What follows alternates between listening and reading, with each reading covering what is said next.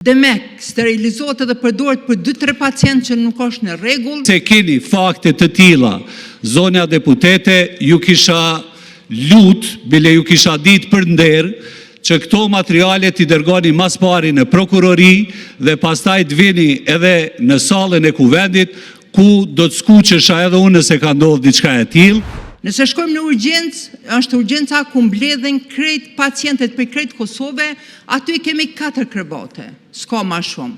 Dhe aty ngelen edhe njerëzit që kur nuk kanë vend në intenzive qendrore, me javë të tëra ngelen pacientët e rëndë në këtë urgjencë. Mos flasim për intenzive në qendrore, gjithmonë duke i amnistuar personelin shëndetësor, mjekët dhe të tjerët për punën e manitshme që e bëjmë, në intenzive qendrore ka aq pak krevate, sepse është për krejt Kosovën, sa mbesin tu prit korridoreve pacientët që janë në gjendje të rëndë shëndetësore.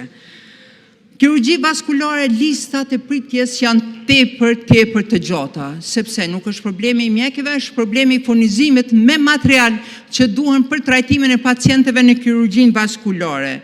ORL-ja, të nderuar deputet dhe qytetar, është gati në mbyllje për shkak se të gjithë mjekët e kanë braktisë institucionin publik, edhe anesteziologët, dhe është në prag të mbylljes së të mos flasim atëherë sa gjatë trajtimi i pacientëve në ORL. Në kardiologji të mos flasim shumë pak kanë material që përdoret për trajtimin e pacientëve, shpeshherë ai material përdoret demek, sterilizohet edhe përdoret për 2-3 pacientë që nuk është në rregull, mansia e stendave që sigurohen nuk është e njëjtë, sepse nuk duhet jetë e njëjtë për krejt pacientat, ata shërbejnë me ato që i kanë, sepse nuk kanë të tjera, dhe të mos flasim për onkologji që momentin që nuk kanë mjaftueshëm barna që duhet me trajtu kancerin, qytetarët janë hall të madh, sepse ka një kosto të rëndë buxhetore dhe nuk ka mundësi asnjë qytetar i Kosovës të siguroj vetë këto mjete. Ndëgjova që disa prej temave e gjërave që u ngritën nga deputetja time janë komplet të pavërteta dhe po du t'i sqaroj jo për timen, po për qytetarët. E para 4 krevate në klinikën emergjente. Zonja time s'di kur keni qenë herën e fundit, por qytetar nderuar, në klinikën emergjente janë 25 krevate. Me renovimin e emergjencës është shtuar numri i krevateve dhe thuash janë 4, kur janë 25, sinqerisht jo vetëm dezinformim, po dezinformim kardinal. S'po di që është me qujtë ndryshe. Ndash edhe ja vlexoj 9 në ranimim, 8 në interno, 2 në intervenimet vogla, 3 në kirurgji, 2 në triazh dhe 1 në ortopedi.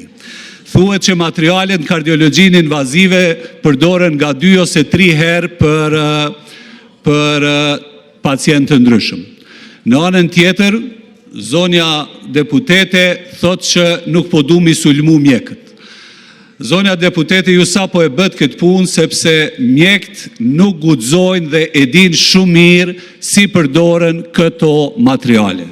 Dhe nëse keni fakte të tilla, zonja deputete, ju kisha bile ju kisha ditë për nder, që këto materiale t'i dërgoni mas pari në prokurori dhe pastaj t'vini edhe në sallën e kuvendit, ku do të skuqesha edhe unë nëse ka ndodhur diçka e tillë, mirë po jo dalësh e thuash, po i mbroj mjekët, e mjekët po i sterilizojnë disa herë materiale duke i bërë të përdorshme për pacientët e tjerë. Është e caktuar me norma zonja Kadriaj, cilat materiale mund sterilizohen dhe mund të përdoren 2 ose 3 herë, dhe është e përcaktuar me norma cilat janë materiale vetëm një përdorimshë. Tha që nuk ka barna fare në onkologji, zonja time Kadriaj, mbi 90% është furnizimi, juftoj edhe juve që të shkoni, mos t'ju besoni as fjalëve të mia, ju lutem, as raporteve të SHSK-s, ju lutem shkoni në klinikën e onkologjisë, folni me stafin, folni me infermierët, folni me mjekët, folni me drejtorin dhe shikoni nëse janë këto pretendime tua të sakta që realisht nuk janë të sakta. Thatë që anesteziologët po ikin nga sektori publik. Prap, një e pa vërtet. Vetëm në kohën e fundit, 4 anesteziologë janë kthyer në sektorin publik nga sektori privat, kurse në anën tjetër është hapur edhe konkursi për 25 anesteziologë të tjerë që më në fund, për shkak të politikave jo adekuate të resurseve njerëzore që i keni bërë më herët në qeverit e juaja, zonja Kadriaj, po ka mbet për shumë vite pa anesteziolog sistemi jonë shëndetësor, mirë po më në fund kjo punë po i vjen fundi.